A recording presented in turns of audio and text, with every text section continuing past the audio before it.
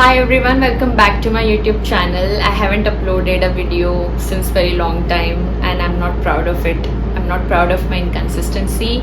But today I'm going to talk about the most important thing in our life, which is our hair.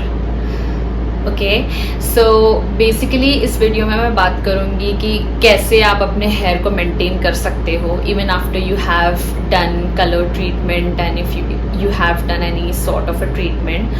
So let's get started with this video, and thank you so much for joining in and thank you so much for subscribing to my channel. It really means a lot to me. Please keep supporting. So let's get started with this video. First things first, okay, लंबे और खूबसूरत और घने बालों के लिए क्या ज़रूरी है? Hair oil. Hair oil is must. I don't know why कि बहुत सारे लोग हैं, मेरे बहुत सारे फ्रेंड्स हैं जो हेयर ऑयलिंग नहीं करते इतना, क्योंकि उनको किसी सैलून प्रोफेशनल ने बताया होता है कि हेयर ऑयलिंग नहीं करनी चाहिए.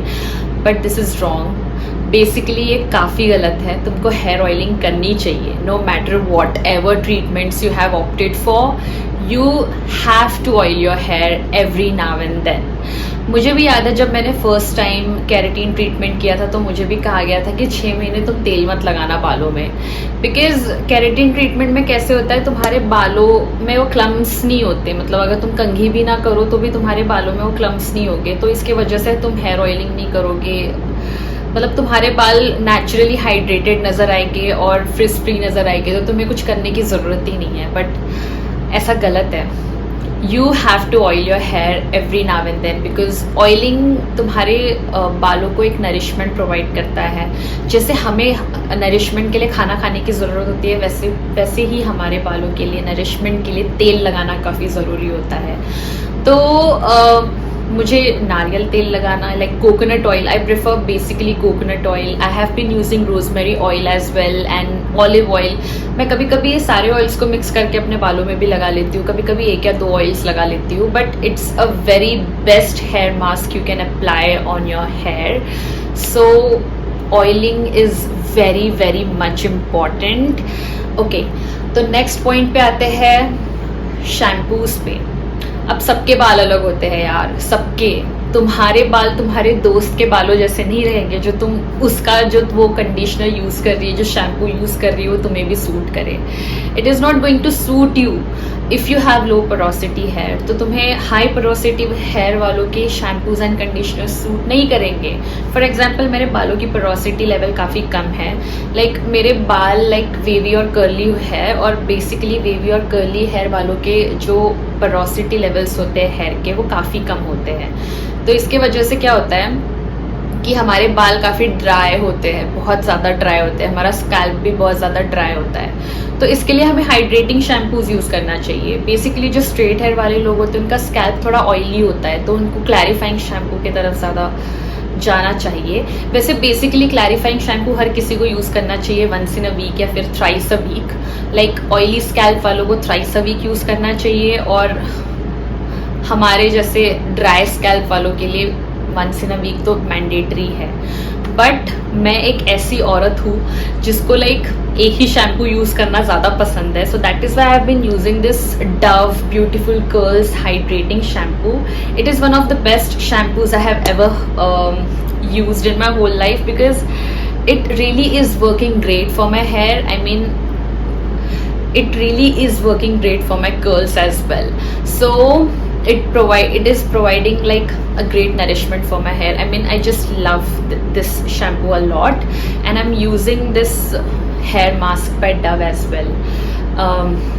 This is the best combo that if अगर आपके भी बाल मेरे जैसे कर्ली और वेवी है तो आप भी इसे यूज़ कर सकते हैं. चलिए नेक्स्ट पॉइंट पे आते हैं. Okay, so heat styling.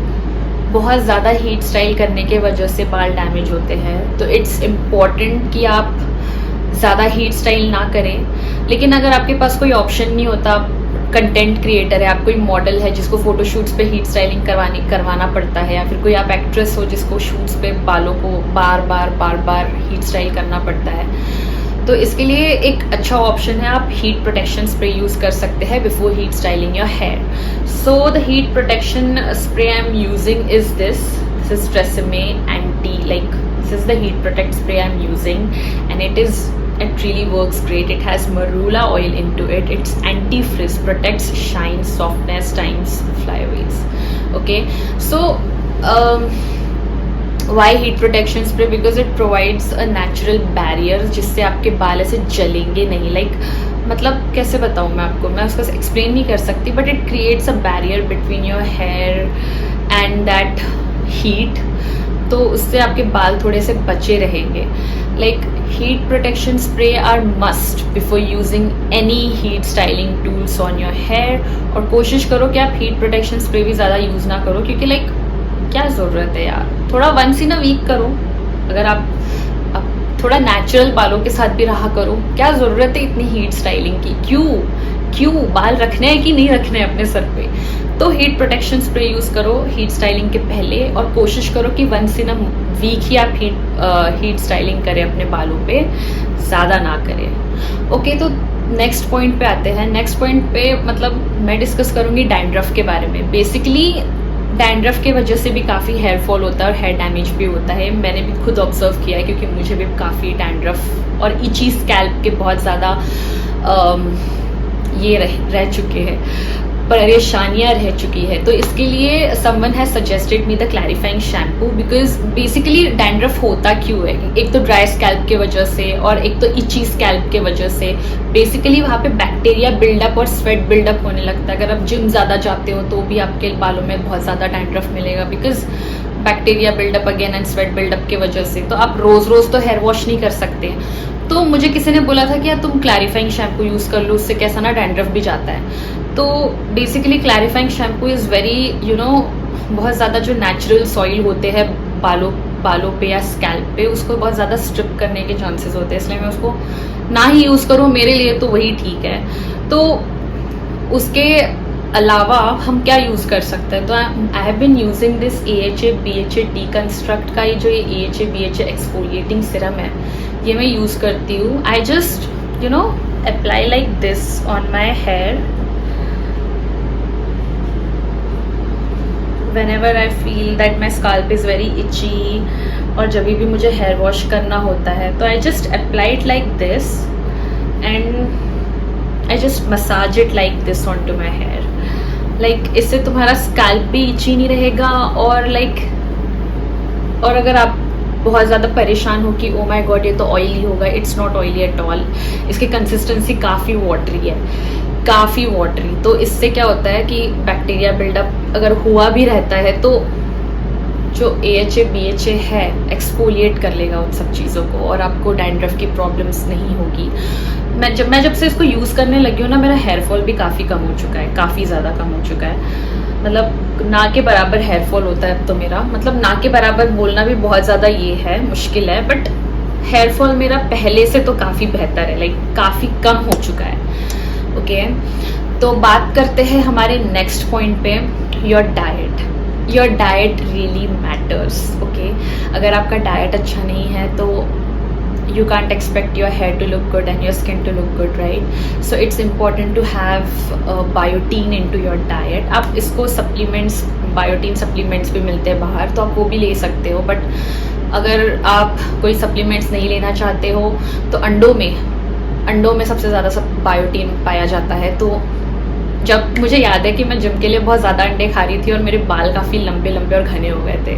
सो मैं अभी भी एग्स खाती हूँ, लेकिन अभी मैं बेसिकली बहुत नॉन वेजिटेरियन डाइट काफ़ी कम हो चुका है मेरा. सो मैं एग्स थोड़ा सा दूर हूँ एग्स से. तो अगर सपोज़ आप वेजिटेरियन हो तो आप नट्स खा सकते हो, फ्रूट्स खा सकते हो, और बेसिकली ड्राई फ्रूट्स खा सकते हो for the health of your hair. So yeah, that is all for today. Thank you so much for joining in and thank you so much for watching in. अगर आपको ऐसी videos देखना पसंद है, informative videos, तो please subscribe करें मेरे channel पे. Thank you so much for joining in and thank you so much for watching. Thank you. Bye bye.